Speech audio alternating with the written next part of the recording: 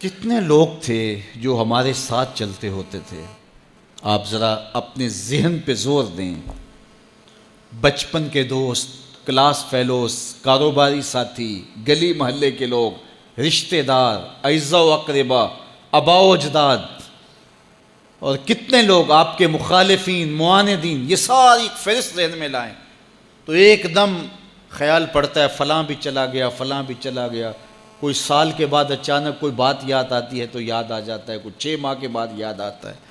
کئی ایسے لوگ ہیں کہ سال ہا سال بعد یاد، ہاں وہ بھی ہوتا تھا۔ مٹی کا رزق بن گئے، قصہ پارینہ بن گئے۔ کہانی تو اتنی سی ہے نا، جو اکڑ اکڑ کے چلتے تھے آج وہ مٹی کا رزق بن گئے ہیں۔ جو اپنے بدن پہ چٹکی مٹی بھی نہیں پڑنے دیتے تھے آج ان کے کفن بھی تار تار ہو گئے ہیں۔ حضرت غوث اعظم فرماتے ہیں قبرستانوں میں جا کے دیکھو کیسے کیسے حسینوں کی مٹی خراب ہو رہی ہے۔ اللہ اکبر، بدن خاک میں مل گئے، ہڈیاں چور چور ہو گئی، ریزہ ریزہ ہو گئی، قبروں کے نشان بھی مٹ گئے، کتبے بھی ٹوٹ گئے، مٹ گیا مشتاق دل سے رنگے یاد رفتگاں، پھول مہنگے ہو گئے، قبریں پرانی ہو گئی۔ کون کسی کو یاد کرتا ہے؟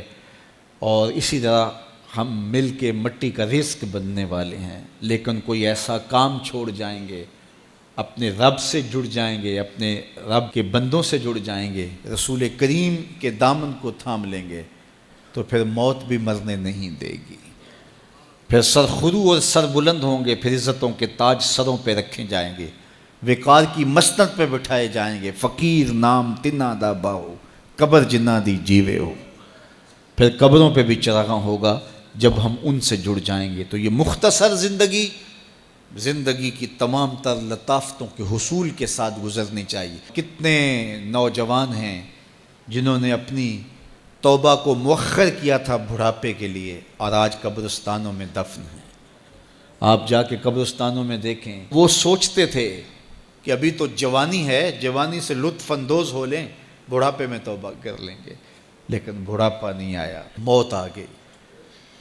موت تو برحق ہے، یہ تو آ کے رہنی ہے، لیکن بڑھاپا لازمی نہیں ہے کہ ضروری آئے۔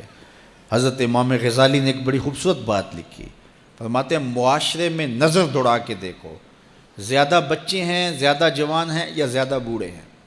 تو کہا آپ کو بچے زیادہ ملیں گے۔ ہر گھر میں دیکھ لیجئے، بچے زیادہ ہوں گے، جوان ان سے کم ہوں گے، بوڑھے ان سے کم ہوں گے۔ تو اگر بوڑھے تھوڑے ہیں، جوان زیادہ ہیں، تو غزالی فرماتے ہیں پھر بات سیدھی سیدھی ہے، بڑھاپے تک کوئی کوئی پہنچتا ہے، زیادہ جوانی میں چلے جاتے ہیں۔ اور کہا کہ اگر جوانوں سے بچے بھی زیادہ ہیں تو پھر اس کا مطلب بھی سیدھا سیدھا ہے کہ جوانی تک سارے نہیں پہنچتے، بہت بچپن میں چلے جاتے ہیں۔ غرہ کس پہ، ناز کس پہ، غرور کس پہ، تکبر کس پہ؟ تو یہ مختصر زندگی جو اللہ کی امانت ہے، اس کو اللہ کے نام پہ گزارو۔ جو بیت گئی وہ بیت گئی، وہ تو منہا ہو گئی زندگی سے۔ وہ مجھے رات سے کچھ لوگ میسج بھیج رہے ہیں کہ آج 16 مارچ ہے اور آپ کا پیدائش کا دن ہے، مبارک ہو، اللہ سب کو جزا دے۔ لیکن میں آج اپنی چھوٹی بیٹی کو بھی کہہ رہا تھا، وہ مجھے بولی کہ ابو آپ کو مبارک ہو۔ تو میں نے کہا کہ آپ ہاتھ اٹھا کے اللہ کی بارگاہ میں دعا کرو کہ اللہ آپ کے باپ کے 46 سال کے گناہ معاف کر دے۔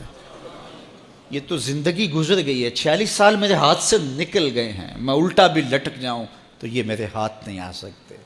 اگر میں نے اچھے گزارے ہیں تو مجھے مبارک ہو، اگر قبول ہو گئے ہیں، اور اگر اچھے نہیں گزرے تو مجھے توبہ کرنی چاہیے، زندگی کی کوتاہیوں سے توبہ کرنی چاہیے۔ ہم سمجھتے ہیں ہم بڑے ہو رہے ہیں، حقیقت میں ہم چھوٹے ہو رہے ہیں۔ ہم اپنی زندگی کے اہداف طے کریں، زندگی کے مقاصد طے کریں، ساری زندگی اس کے گرد سفر کرنی چاہیے۔ کئی لوگ ساری زندگی گزار دیتے ہیں، ان کو ساری زندگی راستہ نہیں ملتا کہ جانا کدھر ہے۔ وہ کیوں؟ وَأَضَلُّ السَّبِيلَ، اللہ فرماتا وہ بھٹکے ہوئے مسافر ہوتے ہیں۔ اللہ سے راستہ مانگو، آہستہ چلو لیکن منزل کا تعین کر کے بڑھو، بڑھتے رہو، منزل تمہارا استقبال کرے گی۔ آج مشکل ہے تو کل آسانیاں ہوں گی۔ تو یہ زندگی تیزی کے ساتھ کٹ رہی ہے، لمحہ لمحہ میں اور آپ موت کے قریب ہو رہے ہیں۔